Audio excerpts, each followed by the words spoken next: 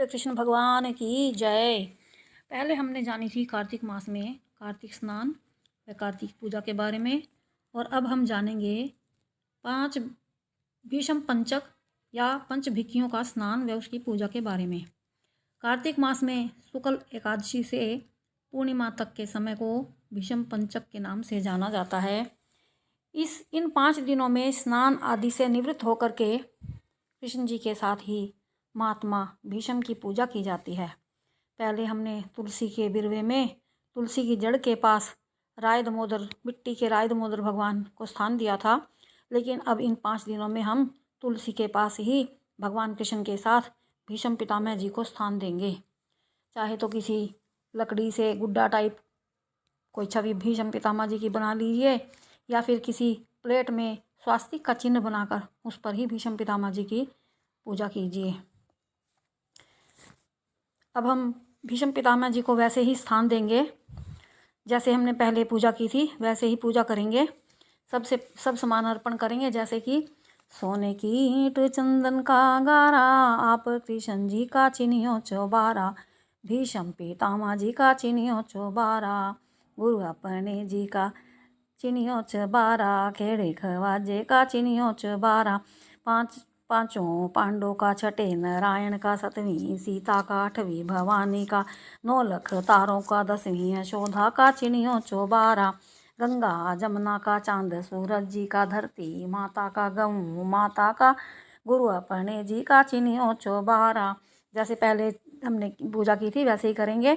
उसके बाद चौबारा चिन्हने के बाद हम हरा हरा गोबर अंगना लिपाइयो वैसे ही गाएंगे। हरा हरा गोबर अंगना लिपाऊं, सो मेरे राम जी को बैठन दीजो, आप कृष्ण जी को भीष्म पितामह जी को बैठन दीजो, चुटक विनायक को, गऊ माता को, धरती माता को, चांद सूरज जी को बैठन दीजो। ऐसे सभी देवी देवताओं को स्थान देंगे, बिठाएंगे। बिठाने के बाद फिर दांतुन अर्पण करेंगे। दांतुन अर्पण करने के बाद फिर स्नान कराएंगे।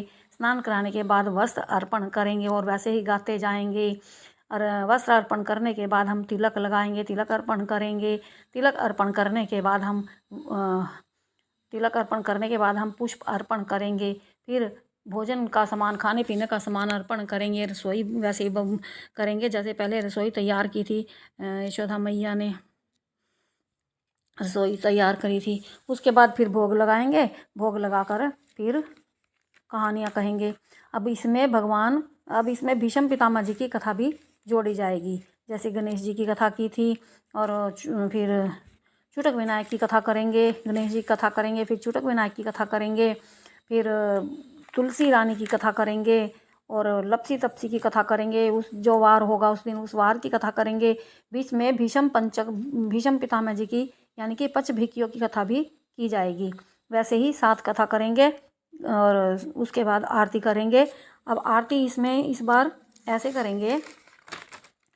5 नाई पंचभिक्खी नाई, राजा के घर पुत्री जाई, जो मैं जानूं इसका ऐसा महात्म, सारा कार्तिक नहाती, करती माधो जी की आरती, करूं आरती पाऊं स्वर्ग द्वारा, मेरा हो निस्तारा, हर भजो प्रेम से।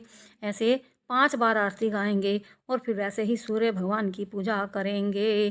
फिर परिक्रमा भी करेंगे। बोले कृष्ण कन्हैया लाल की जय। अब हम भीष्म पंचक की कथा के बारे में जानेंगे कि भीष्म पंचक क्यों मनाया जाता है। तो एक समय राजा परीक्षित जी ने महात्मा व्यास जी से पूछा कि हे भगवान, हमें कार्तिक मास की कथा तो आपने सुनाई, उससे भी एकादशी से लेकर पूर्णिमा तक इन 5 दिनों को भीष्म पंचक के नाम से क्यों कहा जाता है। इस संबंध में हम जानना चाहते हैं, और इन 5 दिनों के व्रत करने वाले को क्या लाभ होता है। तब महात्मा व्यास जी ने कहा कि हे परीक्षित जी सुनो, कुछ समय पहले काशीपुरी में बहुत ही निर्धन सोमेश्वर नाम का एक ब्राह्मण रहता था। उसका शरीर बहुत ही कमज़ोर था, परंतु वह भगवान विष्णु का भक्त था। कार्तिक मास में वह रोज गंगा स्नान करता और भगवान विष्णु का पूजन करता था। एक दिन वह शरीर से पीड़ित होते हुए भी गंगा स्नान करने को गया, पर उससे जो घाटों की सीढ़ियाँ जो थी वो उतरी नहीं जा रही थी, फिर भी किसी तरह गंगा जी तक पहुँच ही गया और गंगा स्नान करके वहीं पर बैठ करके संध्या उपासना करने लगा। वहीं पर वृद्ध ब्राह्मण के रूप में भगवान अपने भक्त पर कृपा करने के लिए बैठे हुए थे। भगवान ने ब्राह्मण को बड़े कष्ट में देखा और पूछा कि हे ब्राह्मण, तुम्हारी स्थिति तो स्नान करने की नहीं है, फिर भी तुम ऐसी अवस्था में स्नान करने के लिए आए हो, कहो क्या चाहते हो। ऐसे वचन सुन करके वृद्ध ब्राह्मण ने कहा, हे भगवान, मैं बहुत गरीब ब्राह्मण हूँ, इसी कारण लोगों में अपमानित हूँ और लोग मेरी मजाक करते हैं और तकलीफ़ पाता हूँ मैं, इसी कारण से हमेशा परेशान रहता हूँ। यदि आप इसका कोई उपाय जानते हो और आपकी मेरे ऊपर कृपा हो तो कृपा कहिए। ब्राह्मण के ऐसे वचन सुन करके भगवान रूपी वह ब्राह्मण जो था उसने कहा कि हे ब्राह्मण सुनो, यह कार्तिक मास का महीना चल रहा है, इसमें शुक्ल पक्ष की एकादशी से लेकर पूर्णिमा तक जो यह 5 दिन हैं, इनको भीषम पंचक के नाम से पुकारा जाता है। इन 5 दिनों में तुम गंगा के पुत्र महात्मा भीषम को जल दान दो और गंध अक्षत पुष्प आदि से उनका पूजन करो।